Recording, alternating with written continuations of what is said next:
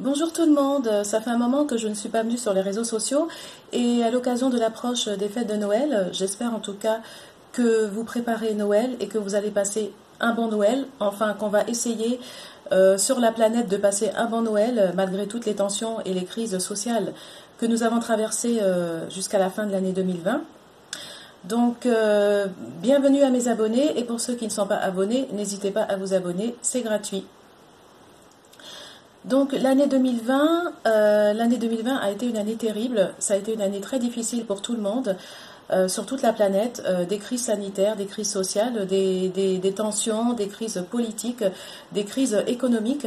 Et c'est vrai que ça a été vraiment une catastrophe, même sur le plan professionnel. Et en tout cas, je tiens à féliciter vraiment toutes les personnes qui ont œuvré pendant la crise, qui ont vraiment fait preuve de courage, d'audacité, de courage et des personnes qui n'ont pas hésité à aller même rapporter ce qui n'allait pas dans leur travail, même si des fois ça a pu leur coûter.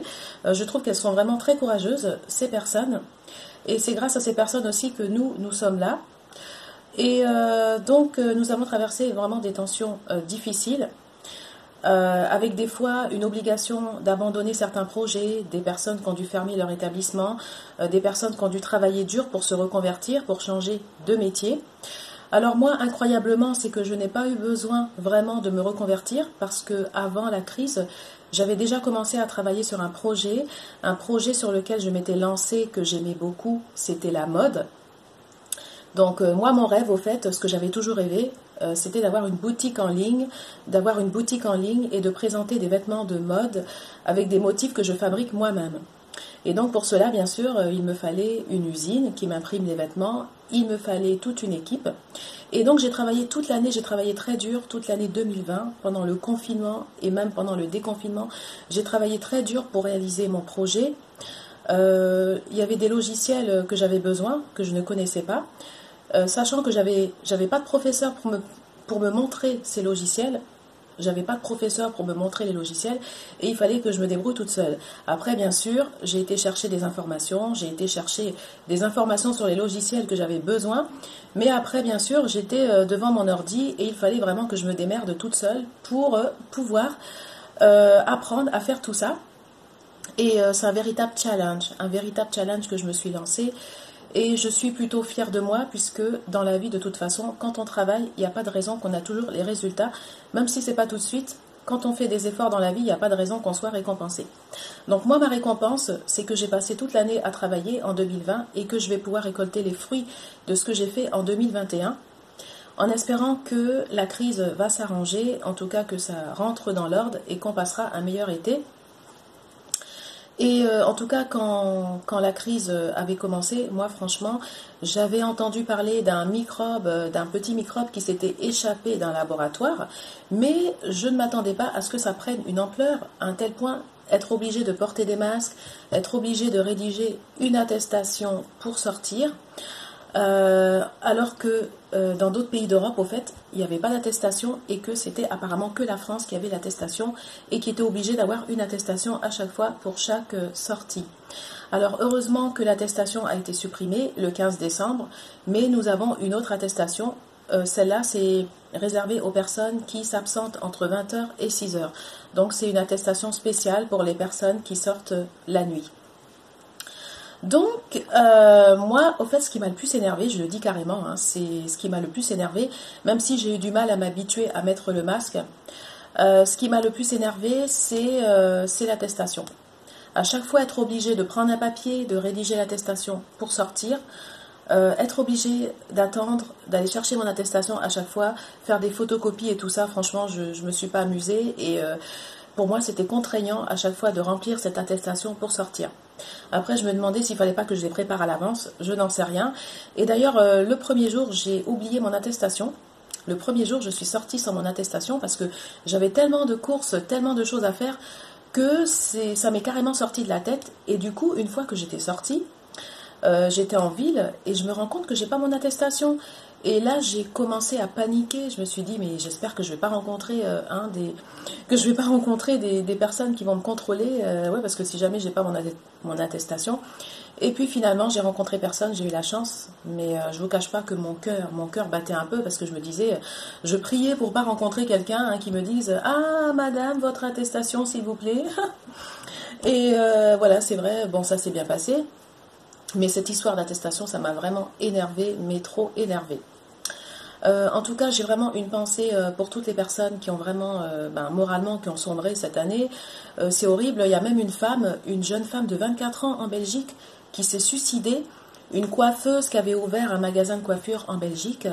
Et la pauvre dame, elle s'est suicidée parce qu'elle n'a pas pu continuer son magasin. Et ça, vraiment, je suis vraiment traumatisée parce que, en plus, j'ai un lien très fort avec la Belgique.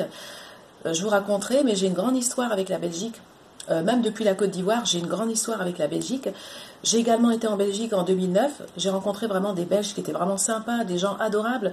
Et c'est vrai qu'à chaque fois que j'entends parler de la Belgique, je sursaute parce que c'est un pays que j'adore.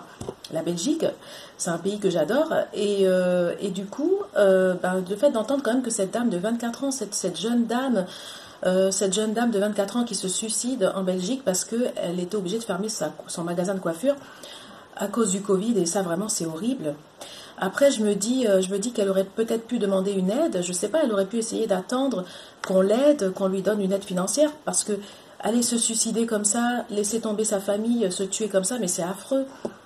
Faire des efforts dans sa vie, arriver à 24 ans pour se suicider, je me dis que vraiment c'est triste, et c'est vrai que c'est affreux, et en tout cas je conseille à personne de faire ça, c'est horrible, de se suicider comme ça, mettre fin à ses jours. Non, même, je veux dire, même pour le Covid, ne vous suicidez pas, quoi, c'est pas possible.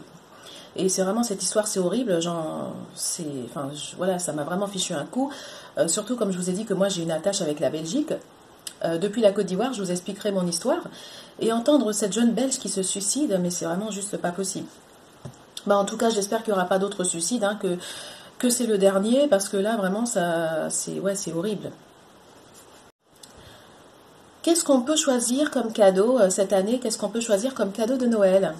Alors moi, je sais que d'habitude, c'est plutôt des parfums, des écharpes, des parfums, des livres, des jeux de société, je sais pas, des Monopoly, des Cluedo, des Harry Potter, machin. Voilà. Et alors cette année, moi, j'ai choisi un cadeau incroyable. J'ai commandé un cadeau cette année, un ballon. Cette année, j'ai commandé un ballon. Alors je vous rassure, c'est pas pour devenir footballeuse. Parce que moi, footballeuse, ça ne m'intéresse pas. Voilà. C'est pas un métier qui m'intéresse. Et d'ailleurs, le football, j'aime bien regarder le football. J'aime bien les matchs de foot. Mais par contre, j'irai pas jouer sur un terrain. J'irai pas sur un terrain de foot parce que ça ne m'intéresse pas. Voilà. Par contre, j'irai plus peut-être danser. J'irai plus peut-être, je sais pas. Oui, danser, j'aime bien. J'irai peut-être faire du yoga, de la gymnastique, du yoga, je sais pas, dans une salle de gym.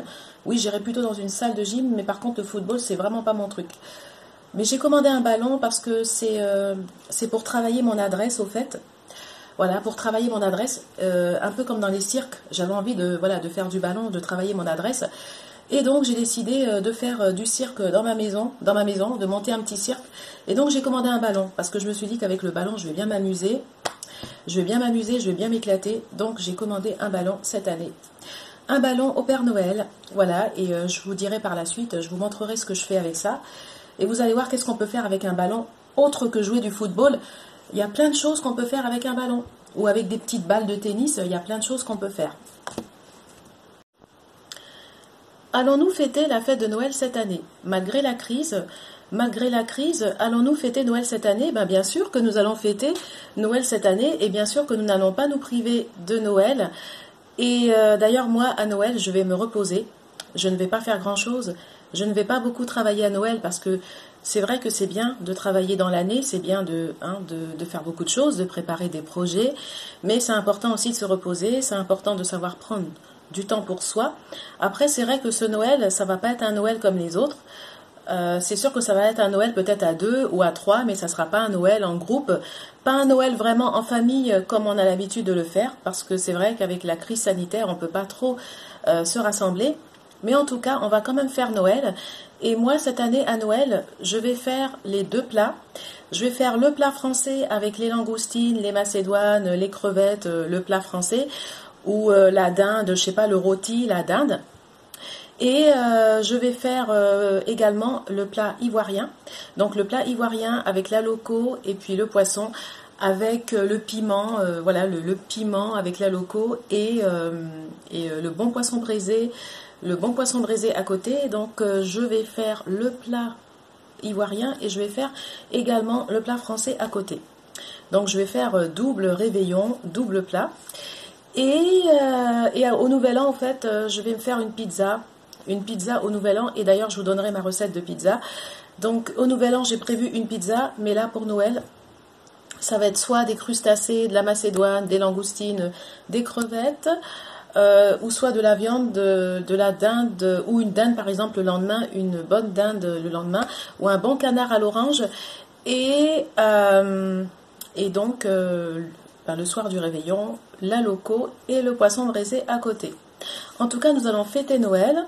Après, pour les cadeaux, bon, si vous avez des enfants, c'est bien, vous pouvez offrir des cadeaux à vos enfants.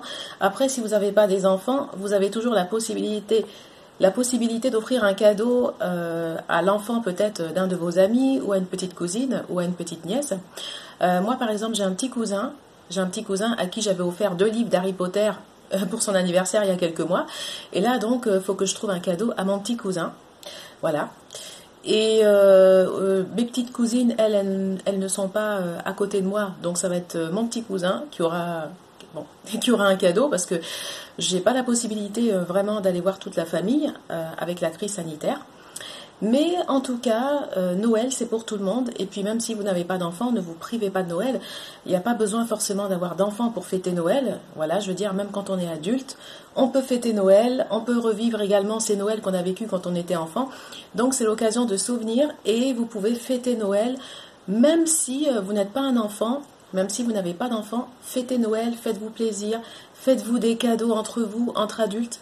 Si vous n'avez pas d'enfants, mais si vous avez la possibilité également d'avoir des enfants dans votre entourage, vous pouvez toujours faire un cadeau à un petit neveu, à une petite nièce, à une petite cousine ou à des enfants de vos camarades.